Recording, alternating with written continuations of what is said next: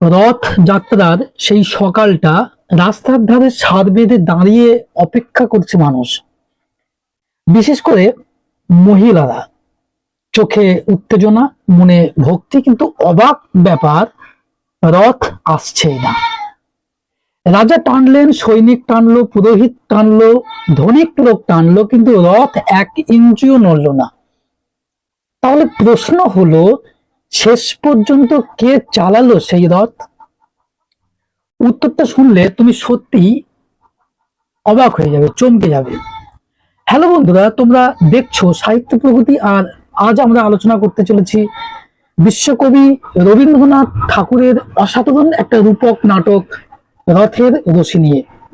এই ভিডিওতে আমরা জানবো নাটকের আসল অর্থ কি, কেন এই নামকরণ, রূপক ও সাংকেতিক নাটক বলতে কি বোঝায়, আর সবচেয়ে গুরুত্বপূর্ণ, এই রথ আসলে কিসের প্রতীক। তাই ভিডিওটা একদম শেষ পর্যন্ত দেখো, কারণ শেষেই লুকিয়ে আছে সবচেয়ে বড় সত্যটা।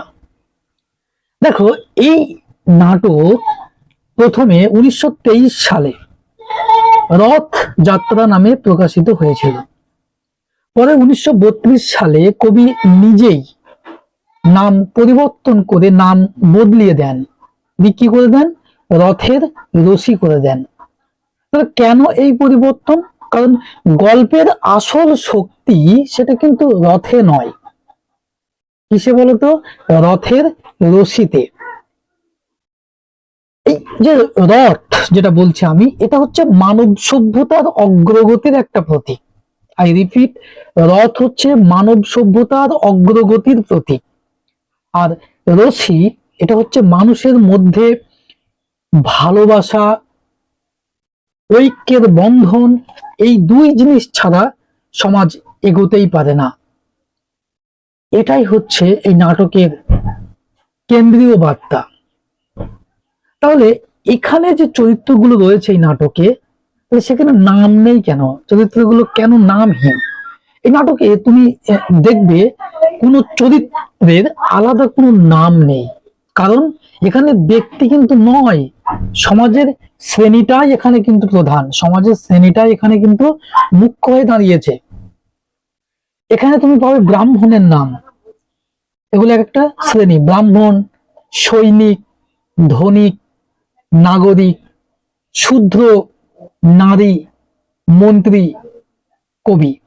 তো এইরকম ভাবে কিন্তু আমরা পাবো, নাম পাবো না, একটা শ্রেণী পাবো। তো সবাই মিলে একটা সমাজের প্রতিচ্ছবি এখানে কিন্তু দেখানো হয়েছে। তো ঘটনার মোড়, রথ কেন থেমে গেল? রথ থেমে গেছে, কেউ টানতে পারছে না। এক সন্ন্যাসী এসে বলল, সমাজ সময়ের কাছে ঋণী হয়ে পড়েছে। মানে কি? সমাজে বৈষম্য এত বেড়ে গেছে, এত অন্যায় অত্যাচার বেড়ে গেছে যে ভারসাম্য নষ্ট হয়েছে,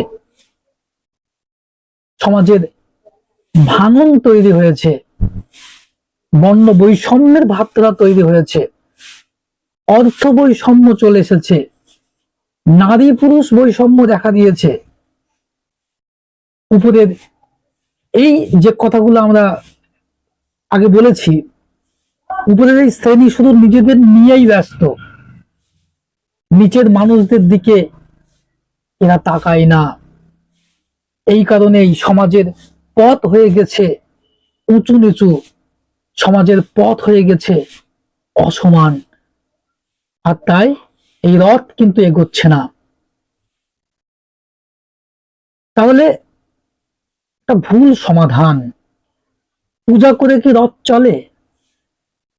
ঈশ্বর যদি অসন্তুষ্ট হয়, ভগবান যদি অসন্তুষ্ট হয়, তাকে যদি পূজা করা হয়, হ্যাঁ, তাহলে কি তার সমস্ত ভুল সমাধান সেটা কি হয়ে যায়?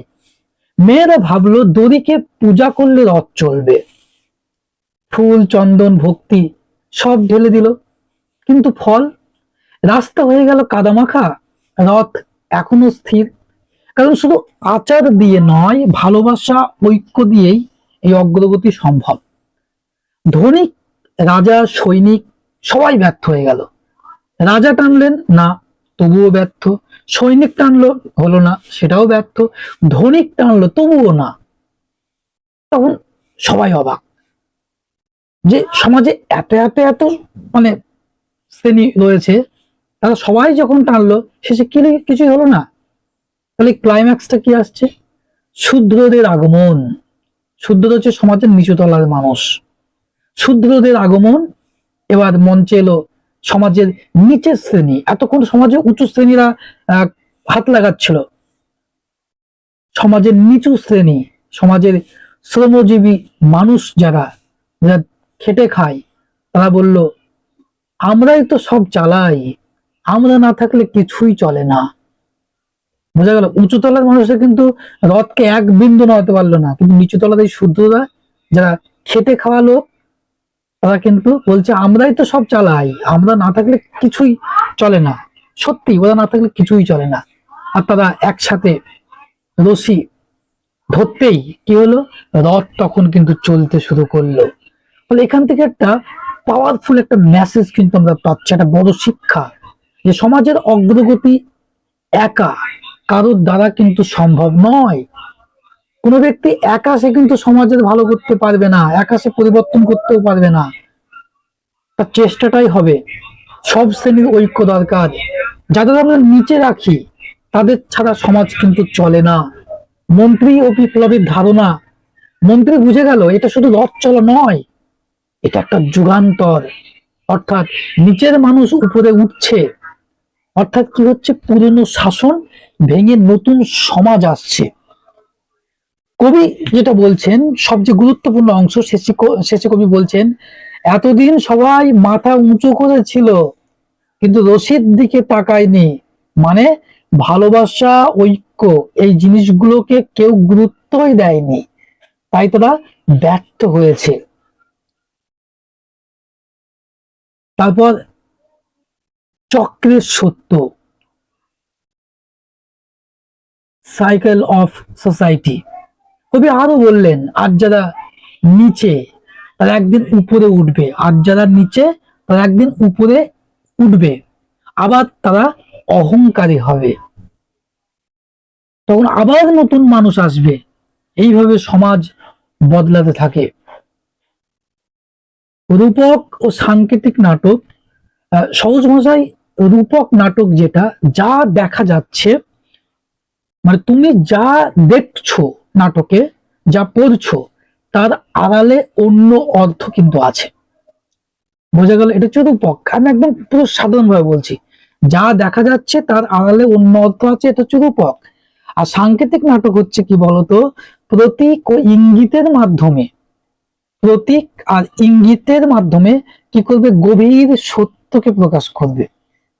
রথের রশি, এই দুইয়েরই এক অসাধারণ মিশ্রণ। আমরা যদি কনক্লুশনে আসি, এই নাটক আমাদের শেখায় সমাজে কোনো শ্রেণী কিন্তু ছোট নয়। বৈষম্যই অগ্রগতির সবচেয়ে বড় বাধা। আর ভালোবাসা ও ঐক্যই সমাজকে এগিয়ে নেয়। ভিডিওটা যদি ভালো লেগে থাকে একটা লাইক দাও, কমেন্টে জানাও তোমার মতামত, বন্ধুদের সাথে শেয়ার করো, আর সাহিত্য প্রগতি চ্যানেলটা সাবস্ক্রাইব করো। এমন আরো অসাধারণ সাহিত্য বিশ্লেষণের জন্য আবার দেখা হবে নতুন ভিডিওতে। ততক্ষণ ভালো থেকো, ধন্যবাদ।